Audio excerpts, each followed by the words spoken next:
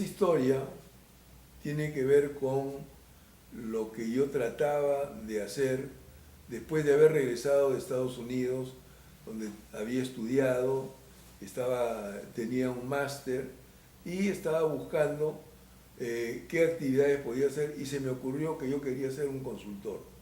En esa época yo tenía 24 o 25 años, y ser un consultor en esa época en el Perú no era una cosa muy buena idea, porque tenía que hablar con gente que tenía 40, 50 años, y entonces era muy difícil que ellos quisieran pensar que yo les puedo asesorar o hacer algo.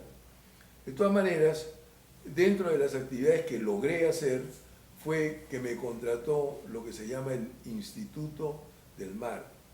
En esa época también el gobierno militar estaba tratando de promover para que la gente coma más pescado.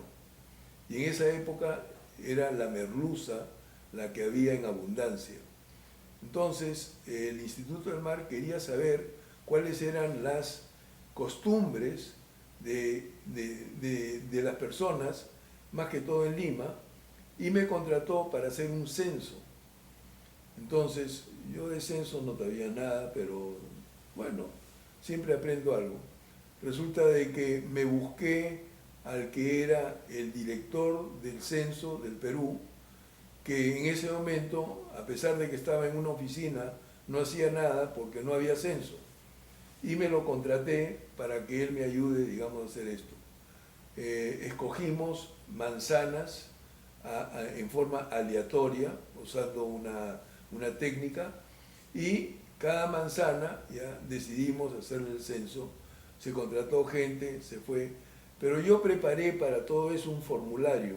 Ese formulario tenía más o menos 60 preguntas. La primera pregunta era: ¿usted come pescado? ¿Cuántas veces a la semana? ¿Usted cree que el pescado es nutritivo? ¿No es? O sea, toda una cuestión referente al pescado. Después venía lo de la carne. ¿Usted come? ¿Cuánto come carne? ¿Come más carne que pescado? Y así sucesivamente.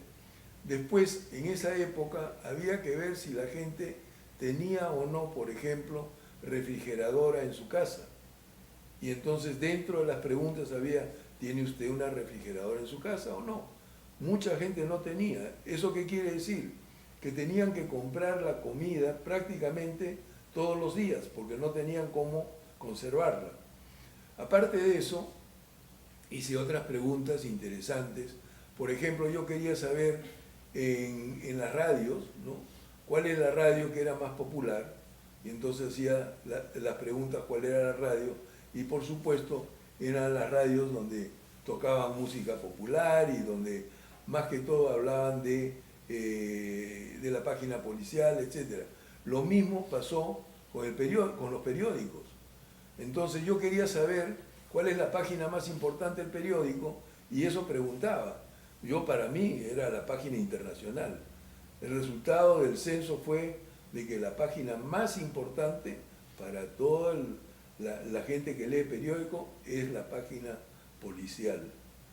Así que hice bien el censo, terminé bien, fue un trabajo interesante, diferente, ¿ya? Y bueno, fue una experiencia más de las muchas experiencias que he tenido.